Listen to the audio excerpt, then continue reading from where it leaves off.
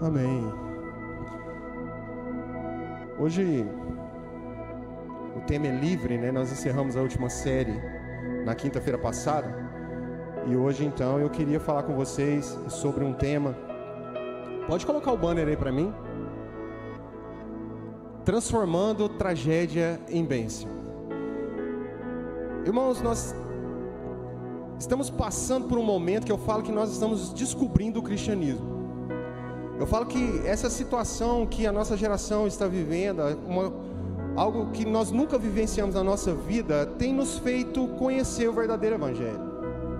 Porque muitos de nós fomos criados, nascemos em berços evangélicos e fomos criados em um ambiente muito protetor, eu falo que é um ambiente meio que casa de vó, né? A gente vinha para a igreja e a ideia que a gente tinha é que a gente ia para a igreja e na igreja a gente ia descobrir ali um lugar totalmente de proteção, onde a gente ia ser blindado de qualquer situação. E isso provocou nos últimos 20 anos no Brasil uma decadência violenta nas igrejas evangélicas, porque na verdade o evangelho nunca foi para te poupar, o evangelho sempre foi para te ensinar quem você é. Então, nesses últimos dias agora, que nós estamos vivendo uma tragédia atrás da outra, nós precisamos começar a discernir e abrir os nossos olhos para aquilo que é espiritual por trás da tragédia natural. Porque naturalmente você serve a um Deus que foi praticamente mutilado, chicoteado, cuspido, humilhado, foi morto numa cruz. E de maneira humana, você olhando para isso, você olha e fala, é uma tragédia, mas essa tragédia no mundo espiritual abriu de novo a porta para mim e para você sermos salvos. Então a tragédia de Jesus trouxe a maior bênção possível sobre o seu povo. E nesses dias agora eu tenho visto isso acontecer com muita frequência. Por exemplo, famílias que não se falavam mais. Eu tenho um exemplo de uma família que congrega numa igreja de Uberlândia, um pastor amigo meu, e ele me relatou, ele contou um relato impressionante. Ele falou assim, olha Lúcio, tem uma família que congrega conosco aqui, e eles eram brigados há mais de 20 anos. Uma parte da família evangélica, a outra parte não evangélica, e eles brigavam por causa de tudo. Eles brigaram por causa de religião, eles brigaram por causa de dinheiro, eles brigaram por causa de tudo. Tudo, eles não se falavam, não se olhavam, falavam mal um do outro em rede social, era uma luta. Ele falou, até que o avô e a avó foram parar na UTI, com Covid. Ele falou, o dia que aconteceu isso, eles ficaram 30 dias, durante 30 dias de dor, de choro, essa família voltou a se falar. E no dia da morte, que coincidentemente os dois morreram no mesmo dia, a família se perdoou e hoje eles voltaram a se falar. Uma tragédia aparente, Deus transformou numa bênção espiritual. Então nós precisamos entender as movimentações de Deus, porque senão a gente enlouquece. Porque quando você abre o seu celular hoje, liga a TV, é só notícia de tragédia. Mas o que está por trás da tragédia? Existe por trás da tragédia uma movimentação de um Deus que nunca perdeu o governo de nada, porque Ele é o início e o fim. E Deus precisa que hoje você abra os seus olhos para entender o que Ele está fazendo. A Bíblia fala, o Ramon até esses dias de manhã pregou aqui sobre isso, que o exército tinha cercado o profeta Eliseu e ia matá-lo. E o Eliseu estava na casa com um menino que ele ensinava. Naquela época os profetas ensinavam alguém, né, para estar com eles. E o menino chamava Geazi. E quando Geazi acordou de manhã, acordou primeiro que Eliseu, ele abriu a porta da casa.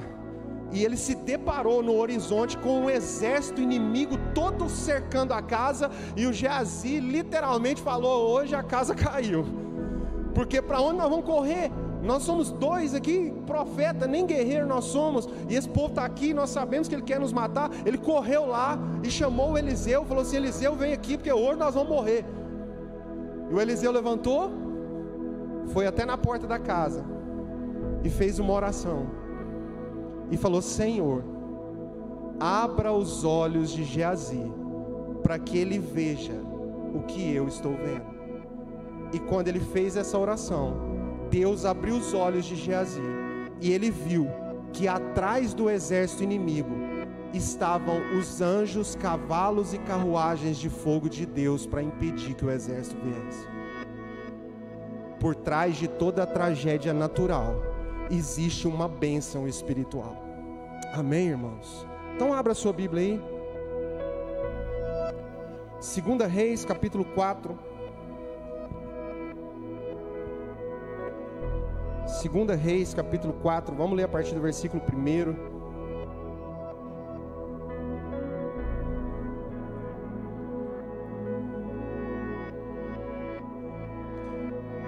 Diz assim: a mulher de um dos discípulos dos profetas clamou a Eliseu: meu marido, teu servo, morreu, e tu sabes que o teu servo temia o Senhor. Agora o seu credor vem levar os meus 2 filhos para serem escravos. Respondeu-lhe Eliseu: como poderei te ajudar? Dize-me o que tens em casa. Disse ela: tua serva não tem nada em casa, além de uma vasilha de azeite. Disse Eliseu: vai, pede emprestado as vasilhas a todos os teus vizinhos. Vasilhas vazias, peça muitas. Depois entra, fecha a porta sobre ti e sobre os teus filhos. Derrama o azeite em todas aquelas vasilhas e separe as que estiverem cheias. Foi embora e fechou a porta sobre si e sobre seus filhos. Estes lhe traziam as vasilhas a ela e as enchia. Quando todas as vasilhas estavam cheias, disse ela a seus filhos: traze-me mais uma vasilha. Ele, porém, respondeu: não há mais vasilha nenhuma. Então o azeite parou. Foi ela e fez saber ao homem de Deus, e ele disse: vai, vende o azeite e paga a tua dívida. Tu e teus filhos vivei do que sobrar. Irmãos, esse contexto dessa história, essa mulher tinha acabado de perder o marido. E o marido sempre foi o provedor da casa. O marido sempre é que trazia o sustento. Então uma viúva, ela ficava totalmente desamparada nessa época. Então essa mulher tinha acabado de perder o marido, era uma mulher viúva. E para piorar, o marido dela tinha deixado dívidas, tinha deixado contas a serem pagas. E aí o credor então foi, e vendo que ela não tinha como pagar, ele falou: então eu vou levar os seus filhos como escravos. Então entenda uma coisa aqui: a vida dessa mulher era tragédia pura. Viúva e com os filhos prestes a serem entregues para ser escravo. Uma situação totalmente trágica, não muito diferente das situações que estamos vivendo. Cada um no seu problema, mas tem dia que a coisa está desse jeito. Tem dia que para todo lado que você olha para o passado, você está com problema. Você olha para o presente, você está com problema. E você olha para o futuro e você imagina: eu vou ter problema. A vida dessa mulher não estava fácil, mas ela já começa nos dando uma lição. Porque quando nós temos que entender que por trás de toda tragédia tem uma bênção, nós precisamos nos posicionar com algumas coisas, irmãos. Porque às vezes a gente acha, se você ler Eclesiastes no capítulo 3, você vai ver que lá Salomão escreveu: há tempo para todas as coisas. Acho que todo mundo aqui já viu esse versículo? Já? Quem já viu? Levanta a mão. Há tempo para todas as coisas. Isso aí está na internet, todo mundo coloca. Há tempo para nascer, há tempo para morrer, há tempo para sorrir e há tempo para chorar, há tempo para plantar e há tempo para colher. E a gente olha para isso como se isso fosse um determinismo de Deus. Então quer dizer que Deus já determinou: tem um tempo para nascer, Ele determinou que tem um tempo para morrer, Ele determinou que tem um tempo para ficar alegre, tem um tempo para ficar triste, tem um tempo para plantar, tem um tempo para colher. E a gente, inconscientemente, a gente cruza os braços achando que não adianta a gente fazer nada. Mas não foi isso que Salomão escreveu. Salomão escreveu: há tempo para nascer. Então você precisa discernir. Agora na sua vida é tempo de nascer? É tempo de nascer? O que tem que nascer na sua vida agora? Tem que nascer alegria de novo? Tem que nascer esperança de novo? O que tem que nascer? Você precisa discernir. É tempo de nascer? É você que decide. É você que percebe. Há tempo de morrer. Deus determinou. Não. O que tem na sua vida que precisa morrer? O que está aí te atrapalhando e precisa nessa noite de hoje que morra? Tem coisas na sua vida que precisam morrer, traumas antigos precisam morrer. Então há tempo para nascer coisas e há tempo para morrer coisas, mas isso depende de quem? Depende de quem, irmão? É de Deus ou é de nós? É de nós.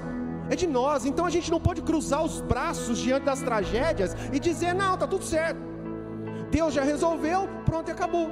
Não, nós precisamos nos movimentar. Entenda uma coisa aqui, eu tenho comigo uma percepção, talvez você não pense assim. Deus não é esse Deus que faz microgestão. O que é um Deus que faz microgestão?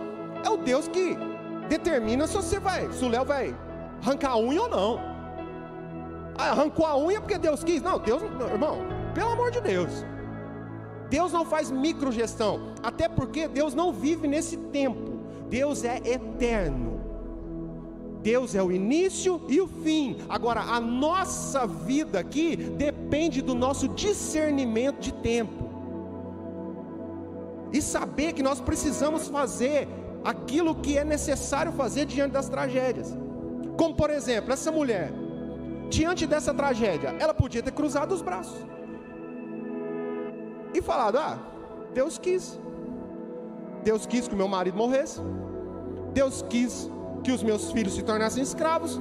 Deus quis que eu fosse uma viúva chorona que não tivesse mais nada. Mas não. Ela, vendo a tragédia, ela foi movida espiritualmente a fazer alguma coisa. E o que ela fez primeiro? Ela procurou um homem de Deus. Ela procurou Deus. Então entenda, diante das tragédias que nós estamos vivendo, a primeira coisa que eu tenho para dizer para você aqui essa noite: procure ao Senhor, tome uma atitude, entra na presença de Deus. Não diga que você somente o serve, mas entra na presença dele e diga: Senhor, eu estou aqui para entender o tempo das coisas. Porque diante das tragédias nós precisamos fazer algo. Nós precisamos nos mover, nós precisamos semear, às vezes precisamos plantar e às vezes precisamos colher. Essa mulher, a primeira coisa que ela fez foi isso. E quando ela chegou diante do profeta, é engraçado isso, né? O profeta já sabia o que ela precisava. Só que ele fez uma pergunta para ela: como que eu posso te ajudar? Você já viu que isso é muito comum na Bíblia? Uma vez Jesus estava andando e um cego chegou para falar com ele, e o cego chegou diante dele e ele perguntou assim: o que você quer que eu te faça? Uma vez eu ouvi o Cláudio Duarte falar que ele fez uma piada. Ele falou: Jesus devia ser, fazer stand-up, não é possível. O cara é cego, chegou e perguntou: o que você quer que eu te faça? Certo? Ele achou que ele ia responder, falou: não, eu quero um cão guia para mim andar melhor. É claro que eu quero enxergar, mas por que Jesus fazia isso? Por que o profeta fez isso? Porque nós precisamos ser claros e específicos diante de Deus. Amém, irmão? Tem que ser mais específico. Sabe por que tem que ser específico? Porque quando somos específicos diante de Deus, nós entendemos quem nós somos no processo. Porque quando somos aleatórios, a gente põe a culpa no terceiro. Está com problema no casamento? A gente vai orar aleatoriamente: Deus, conserta o meu casamento. Mas na sua cabeça está assim: conserta esse mulambo de marido que eu tenho. Só que essa é uma oração aleatória. Porque se você for mais específico: Deus, eu estou com um problema sério no meu matrimônio, e eu gostaria que isso se resolvesse.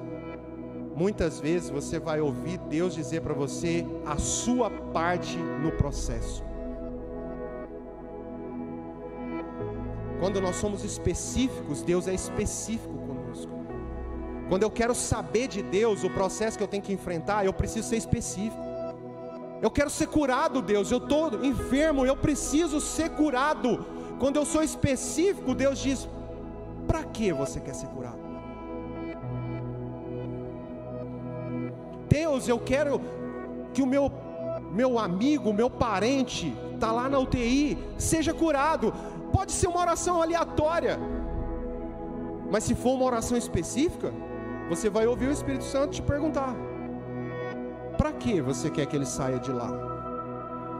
Porque muitas vezes você vai ter que dizer: porque eu preciso pedir perdão, porque eu preciso ter mais tempo com Ele para dizer que eu o amo e eu não disse, porque eu preciso que Ele esteja entre nós, porque a nossa família precisa se reconciliar primeiro. Você vai ouvir perguntas específicas do Espírito Santo, porque precisamos ser específicos. O profeta diz para ela: o que você quer? Como que eu posso te ajudar? E ela disse para o profeta, está aqui no verso 2, e ele disse: como que eu posso te ajudar? E aí ele fez outra pergunta para ela: diz o que você tem em casa. E a primeira resposta dela foi o quê? Eu não tenho nada. Tá vendo? Irmão, às vezes a gente acha que a solução para os nossos problemas está em algo que Deus vai nos dar. Não, na maioria das vezes a solução das tragédias da nossa vida está naquilo que Deus já nos deu e a gente ainda nem percebeu. Ela falou: eu não tenho nada. A gente é assim: Deus, eu estou aqui, eu não tenho nada. E Deus está olhando e falando assim: você tem. Você tem sim, é porque você não está percebendo, você não tá se orientando na onde que eu te coloquei, você não está tendo essa percepção, mas você tem. E eu faço essa pergunta para você que entrou aqui essa noite: o que você tem? O que Deus já colocou nas suas mãos, irmão? E você está aí pedindo para Deus resolver a sua situação, e Deus falou: eu já resolvi. Mas resolveu como? Eu já te entreguei, está aí na sua mão. Moisés, quando Deus falou com Moisés, e Deus falou para Moisés: olha, vai lá e fala para o faraó que eu falei para ele libertar o povo. O Moisés falou o que para Deus? Falou assim: eu? Não, o senhor está doido, o senhor está escolhendo o cara errado. Eu sou pesado de boca e de língua. Ele estava falando: eu sou gago. E Deus falou para ele assim: então tá bom, vou arrumar o seu irmão Arão. Eu falo com você, você fala para ele e ele fala com o povo. Deixa eu te falar uma coisa: Deus podia ou não podia ter pegado o Arão de primeira, irmão? Sim ou não? Não podia? Ele podia ter pegado o Arão de primeira e falar assim: vai lá falar. Por que Deus pegou Moisés para falar para Arão? Porque tem gente que Deus escolheu só para comunicar, mas tem gente que Deus escolheu pelo coração. Só um entendeu. Tem gente que Deus escolheu só para comunicar, mas tem gente que Deus já escolheu o coração. Moisés foi escolhido pelo coração. E Moisés então, conversando com Deus, falou assim: mas e se o faraó falar que não quer soltar o povo? Aí Deus falou para Moisés: o que você tem na sua mão? Moisés tinha um cajado, um pedaço de madeira. Deus falou assim: joga esse cajado no chão. Pedaço de madeira, irmão. Você imagina? Deus mandar, sei lá, falar com o Biden lá nos Estados Unidos para ele mandar vacina para nós aqui. Aí você fala assim: eu não sei nem falar inglês. Ele fala: não, vou arrumar um que sabe, mas eu sei que vai. Mas eu vou fazer o quê? Eu não tenho nada. Não, você tem, o que você tem? Você tem um pedaço de pau na mão, leva aí. Chega lá, você joga esse pedaço de pau no chão lá, você vai ver o que vai acontecer. Moisés jogou, e a Bíblia diz que virou uma serpente. E quando virou uma serpente, o Moisés se afastou. E agora eu vou te falar por que ele afastou. Moisés tinha sido criado com a filha de Faraó até os 40 anos. Só que aos 40 anos, quando ele viu um escravo hebreu ser açoitado, ele foi e matou o soldado egípcio que estava batendo no soldado hebreu, e foi perseguido e teve que fugir do Egito. Então, o passado de Moisés com o Egito não era bom, era traumático, e a serpente era o símbolo do Egito. Quando o cajado virou uma serpente, Moisés se afastou, e Deus falou para Moisés: põe a mão na serpente. Deus estava dizendo para Moisés: para você ir para frente, você vai ter que resolver o seu problema do passado. Para você ir para frente, você vai ter que botar a mão nas coisas do passado que te causaram traumas. Eu não sei nem para que eu estou falando isso aqui, porque isso aqui fugiu até do texto. Tem alguém aqui essa noite que Deus está dizendo: você não está indo para frente, porque você não resolveu as coisas do passado. Põe a mão naquilo que te causa trauma e resolve. Quando Moisés pegou na serpente, ela virou um cajado de novo. E esse cajado, irmão, foi o cajado que Moisés colocou no mar, e o mar se abriu para o povo passar.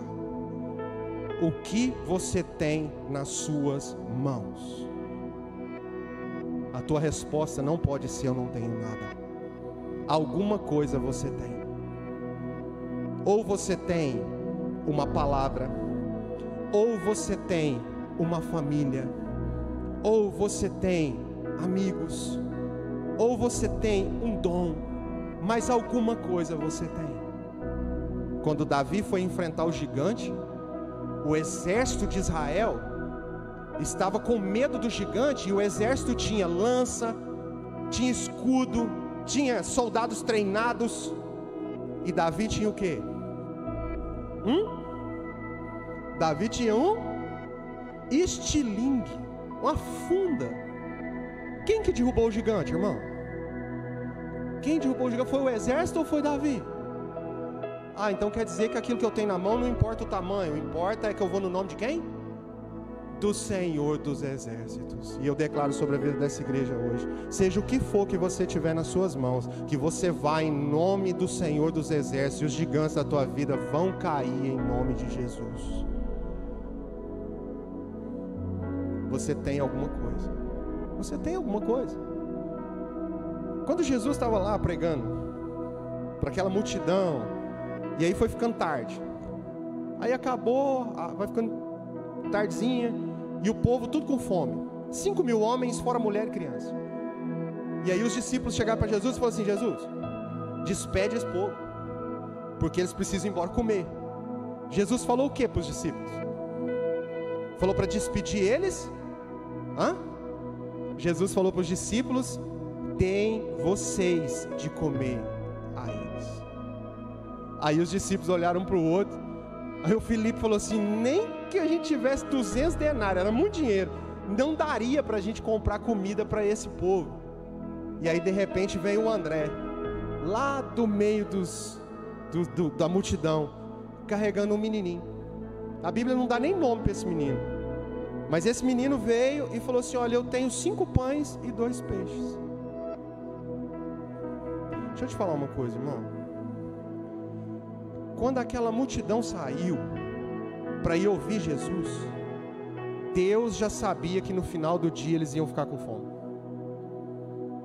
E na hora que aquela multidão saiu para ir ter com Jesus, um menino guiado pelo Espírito de Deus saiu com 5 pães e 2 peixes, que seriam o suficiente para alimentar aquela multidão. Então deixa eu dizer uma coisa para você: você pode ter chegado aqui cheio de necessidades, que você precisa sair daqui tendo a certeza que no meio dessa necessidade trágica que você está vivendo, Deus já mandou alguém com aquilo que você precisa.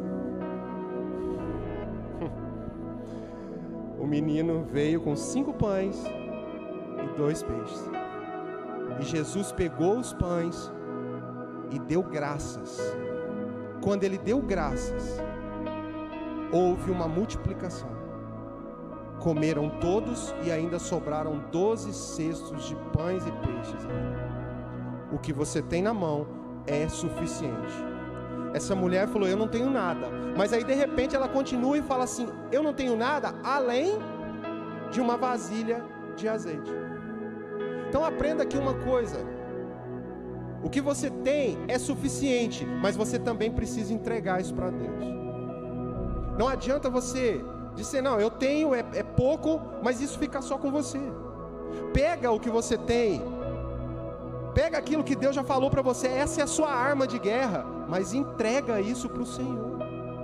Entrega isso para Deus. Ela pegou o azeite e literalmente ela falou assim: olha, profeta, está aqui, é a única coisa que eu tenho. E aí a Bíblia também nos ensina aqui outra coisa: ela foi diligente, ela ouviu a palavra, porque ela estava com o azeite na mão e ela parou para ouvir a instrução. Deixa eu dizer uma coisa para você: eu tenho visto nos últimos anos aqui na minha experiência pastoral, que a gente gosta muito de culto, que a gente gosta muito de ouvir as pessoas pregarem, que a gente gosta muito de louvor, mas a gente não está gostando da palavra. Deixa eu te falar, o que te instrui aqui, um pastor até te ajuda, o louvor até te ajuda, mas o que te instrui para a sua vida é isso aqui, ó, é a Bíblia, é a palavra de Deus, irmão.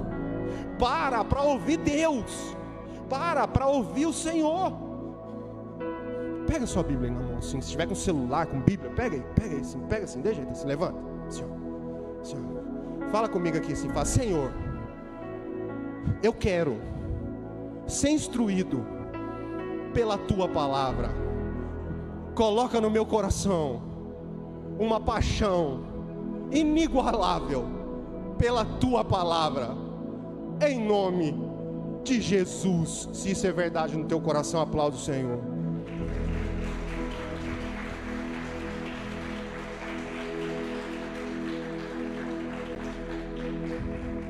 Essa mulher instruída, o profeta pegou e falou para ela assim: agora você pega, vai nos vizinhos. Agora entenda uma coisa: ouvir a Deus é colocar em prática o que Deus mandou você fazer. Vou repetir: ouvir a Deus é colocar em prática o que Deus mandou você fazer. Quando a gente é instruído pela palavra de Deus, na maioria das vezes a gente é confrontado, porque a gente ouve o que a gente não queria ouvir, porque a gente é apontado e encorajado a ir em direções que a gente não queria ir. Só que essa mulher pegou o azeite, ouviu a instrução, o profeta diz para ela o que ela tinha que fazer, e ela, o próximo passo dela foi fazer. O negócio é que a gente recebe a instrução de Deus, e a gente faz o quê? Vai orar para Deus fazer. Não, se Deus falou com você, é você. É você. Aqui a gente é cheio disso. Eu e a pastora. O povo chega em nós aqui e fala assim: olha, Deus falou comigo. Fala: ó, que bênção. Deus falou que nós precisamos começar a fazer esse projeto e dar todo assim o desenho do tabernáculo. E aí a gente fica alegrinho. E aí a gente olha para a pessoa e fala assim: que dia que você vai começar? Ela fala: eu? Não, eu não.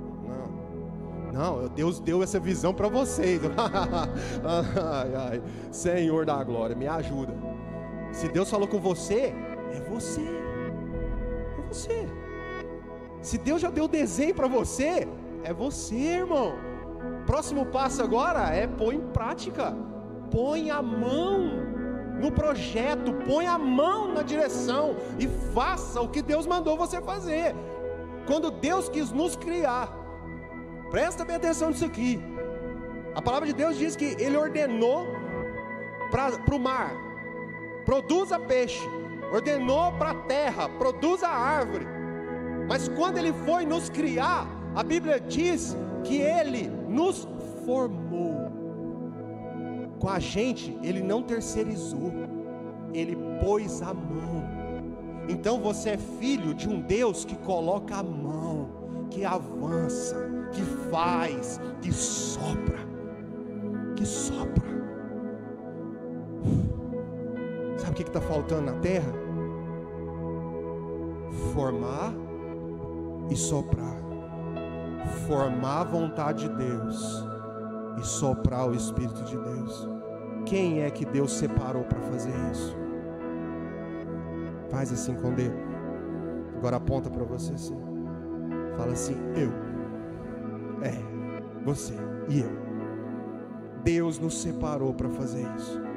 Essa mulher pegou o azeite, ouviu a instrução, e o profeta disse: vá nos vizinhos e pega vasilhas vazias, quantas você der conta. Você já pensou que era uma situação bem constrangedora? Imagina você, agora você é essa viúva. Imagina a situação constrangedora. Eu ir lá na porta do vizinho: ô fulano, você tem uma vasilha vazia aí? Aí o vizinho fala: pra quê mesmo? Porque você está morrendo de fome? O que você tem lá?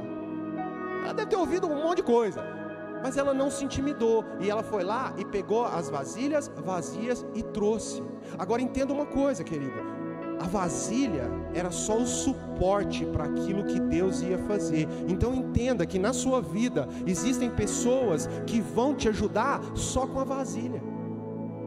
Tem gente que vai te ajudar só com o suporte. Tem gente que vai te ajudar só com o suporte, porque quem vai encher é Deus. Por isso que a gente vive uma vida na igreja frustrado, Porque a gente está esperando que as pessoas sejam as bênçãos, enquanto Deus está dizendo, não, elas podem te dar suporte, porque a bênção sou eu. A bênção é Ele. Então ela pegou as vasilhas vazias, e aí o profeta instruiu ela e disse, olha, vai para o teu quarto, fecha a porta, você e os seus filhos. Agora entenda uma coisa aqui, irmão. Ela foi para o quarto, ela, os filhos e as vasilhas vazias. Ela foi para o quarto com tudo que ela tinha. Ela não deixou nada de fora. Às vezes a gente não está convertendo as tragédias em bênção, porque na hora de ir para Deus, nós deixamos parte das coisas de fora. O que você tem hoje para levar para o quarto de oração? A sua vida e a vida de quem mais? O suporte de quem mais? O que você precisa levar? Não é uma parte, é tudo. Você sabia que Deus não negocia uma parte sua? Por isso que eu falo que a gente fala que serve a Deus, mas na maioria das vezes não serve. Porque com Deus, ou você é todo dele, ou você não é nada dele. Ou você é inteiro, ou você não é. Ai pastor, como que é isso? Jesus falou assim, se você tiver uma fé do tamanho de um grão de... Quem já viu um grão de mostarda? Quem já viu? Quem sabe o que é uma mostarda aqui? Vamos começar assim, né? Globo Rural. Essa risada aí eu conheço. A semente de mostarda é a menor, praticamente a menor semente que existe.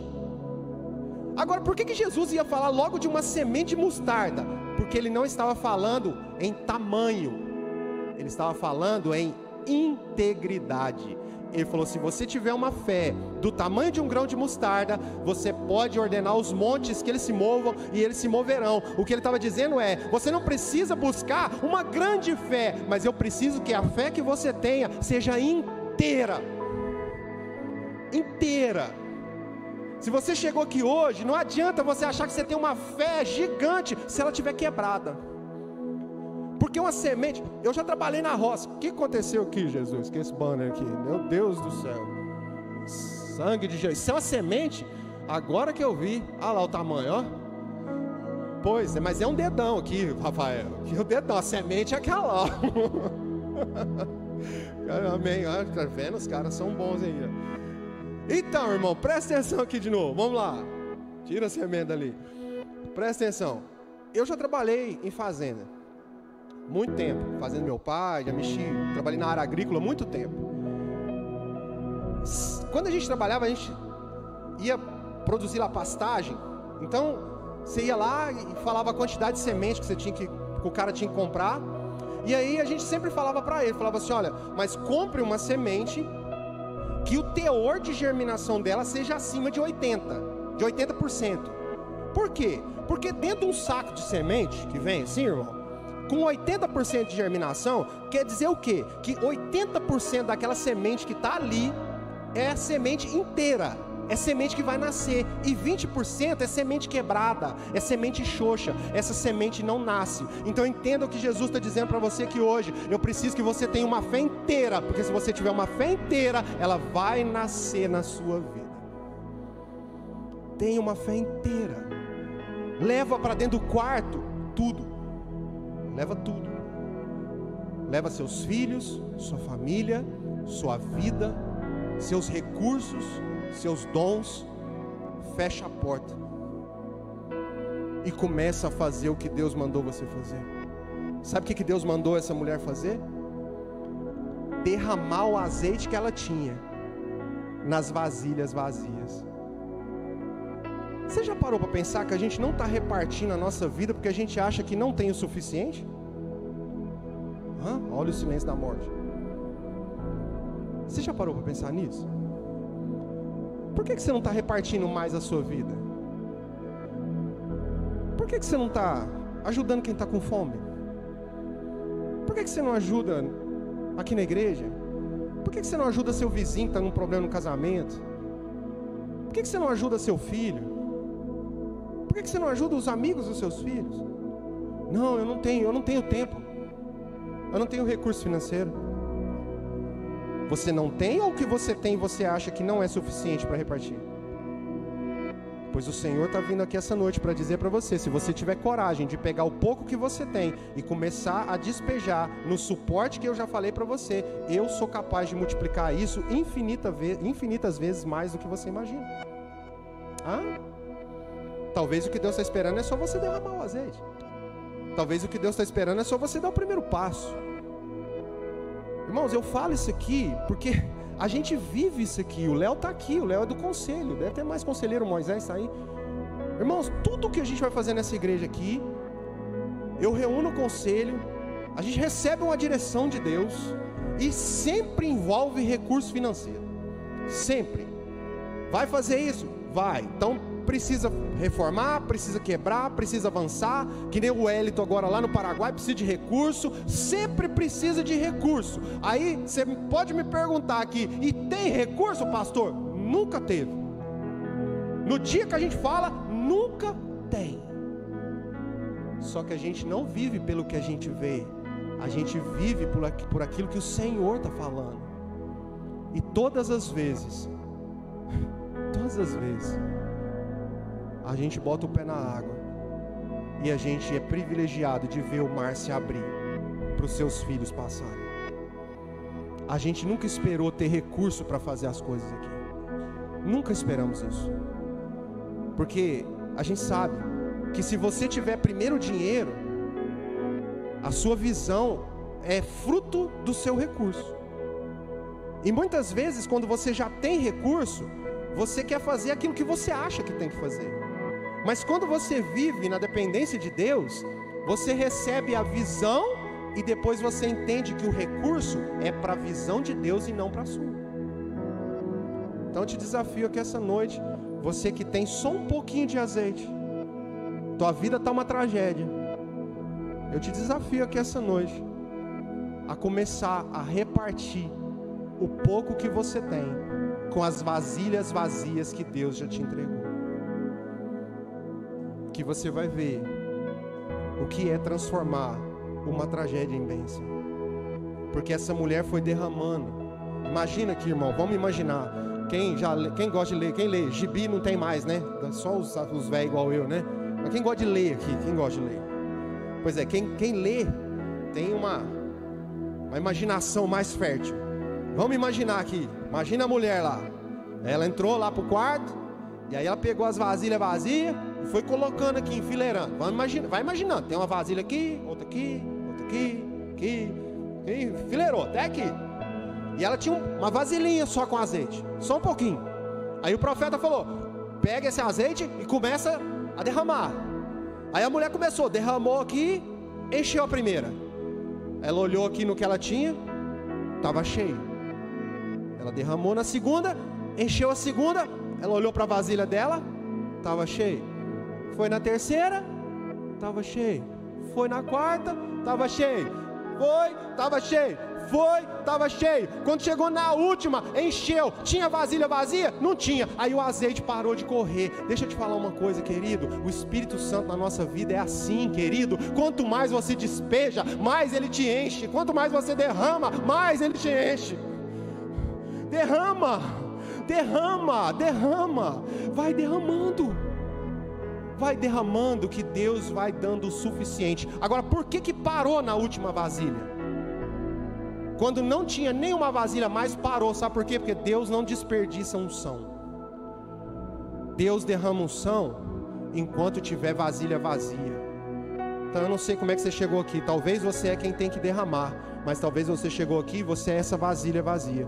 E talvez tudo que precisava era que você realmente se esvaziasse, porque Deus só enche vasilha vazia. Então talvez era isso que precisava, que você se esvaziasse para que hoje Deus te enchesse. Continue a derramar. E aí o que aconteceu?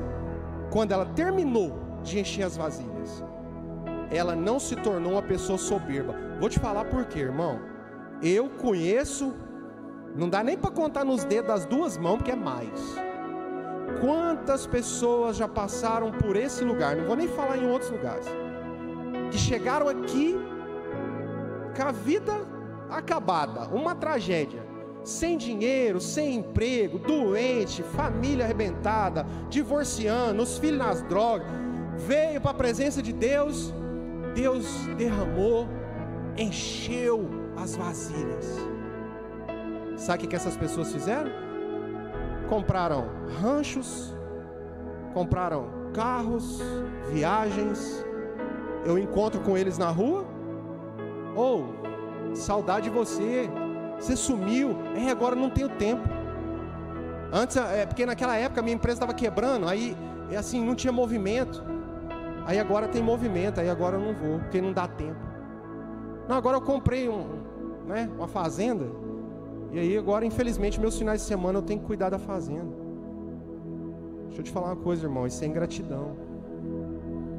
Porque essa mulher, quando as vasilhas encheram, ela não ficou soberba, ela não disse, resolveu o meu problema. Esse tanto de azeite aqui, agora eu posso vender, eu pago o credor e vai sobrar dinheiro para mim viver o resto da minha vida com meus filhos. Ela podia ter parado aqui, mas a Bíblia diz que ela não parou aqui. Ela voltou para o profeta e falou assim: está tudo cheio, o que eu devo fazer? Eu vou dizer uma coisa para você, eu vou declarar sobre a vida dessa igreja aqui. Nos próximos meses, Deus vai encher as vasilhas de muitos de vocês aqui. Deus vai trazer muita coisa, muito recurso, muita gente, muita coisa, muita coisa. Mas o Senhor está aqui para dizer uma coisa para você: quando isso acontecer, tenha a humildade de vir até a mim e perguntar o que é que eu quero que faça. Amém, irmãos? Amém? Você recebe esse nome de Jesus? Essa mulher teve o azeite multiplicado, o dinheiro para pagar o credor e dinheiro para viver com seus filhos para o resto da vida. Deus sempre dá muito mais do que você imagina. O ladrão da cruz estava lá e ele só pediu para Jesus uma coisa. Ele falou: Jesus, hoje, ele disse: Jesus, eu quero entrar no teu reino. Quando você entrar no teu reino, lembra de mim. Jesus virou para ele e falou assim: ainda hoje você estará comigo. Ele só queria entrar no reino. E Jesus disse: não, você não vai só entrar no reino, porque você vai entrar no reino comigo ainda hoje, irmão. Deus sempre nos dá além daquilo que nós imaginamos, se nós entendermos o que é transformar a tragédia em bênção, em nome de Jesus. Aleluia, irmão. Louvado seja Deus. Então aplauda o Senhor mais uma vez. Fica de pé no seu lugar, vamos orar.